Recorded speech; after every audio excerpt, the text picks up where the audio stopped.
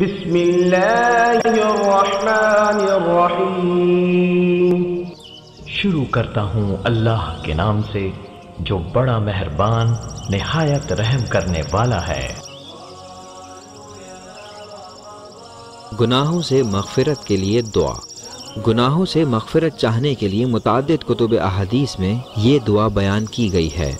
استغفر اللہ العظیم الذي لا الہ الا هو الحی القیوم واتوب الیہ۔